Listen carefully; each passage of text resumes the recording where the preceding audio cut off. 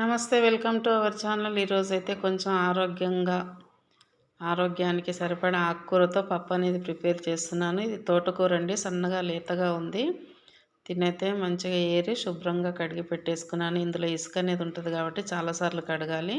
అలాగే నేనైతే ఒక 100 గ్రామ్స్ పప్పు అయితే నానబెట్టాను. అందులో కొద్దిగా పసుపు వేసి ఇంకా దానిలోకి కొద్దిగా కొత్తిమీర, ఒక మీడియం సైజు ఉల్లిపాయ, చిన్న నిమ్మకాయ సైజు అంత చింతపండు, అలాగే 2 మీడియం టమాటోలు, పప్పులోకి సరిపడా పచ్చిమిరపకాయలు.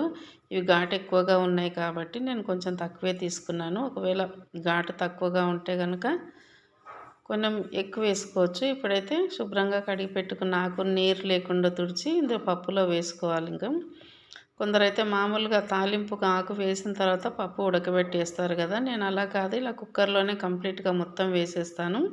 ఇప్పుడు పచ్చిమిరపకాయలు, ఉల్లిపాయలు, చింతపండు, టమాటో అన్నీ వేసి ఇందులోకి కొంచెం జీలకర్ర కూడా నలిసి వేసుకోవాలి. ఆ క్లిప్ అయితే పోయింది.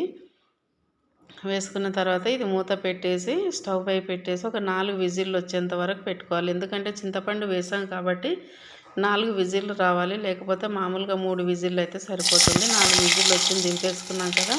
ఇప్పుడు తాలింపు కోసం అయితే ఒక గిన్నె పెట్టి ఒక టేబుల్ స్పూన్ వరకు ఆయిల్ వేసి ఒక 4-5 రెబ్బలు ఎల్లిపాయలు ఇందులో వేసుకోవాలి. కచ్చపక్కగా దంపేసి తర్వాత జీలకర్ర, ఆవాలు, 4-5 ఎండుమిర్చి కూడా వేసుకొని ఇలా తాలింపు పెట్టేసుకోవాలి. ఇంక ఇప్పుడు పప్పు అయితే ఉడికిపోయింది కదా, ఇందులో సరిపడా ఉప్పు వేసి ఎనుపుకోవటమే మెత్తగా.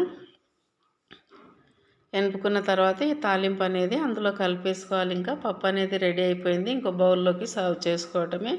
వేడివేడి అన్నంలోకి అయితే ఇది కొంచెం నెయ్యి వేసుకొని కనుక తింటే సూపర్గా ఉంటుంది. అలాగే ఆరోగ్యానికి కూడా ఆకుకూరలు అనేవి చాలా మంచివి కదా. ఎప్పుడు ఉత్తపప్పు అలా టమాటోలు వేసి చింతపండు వేసి కాకుండా ఇలా అప్పుడప్పుడు ఆకుకూరలు వేసి చేసుకుంటే చాలా బాగుంటుంది. Thank you.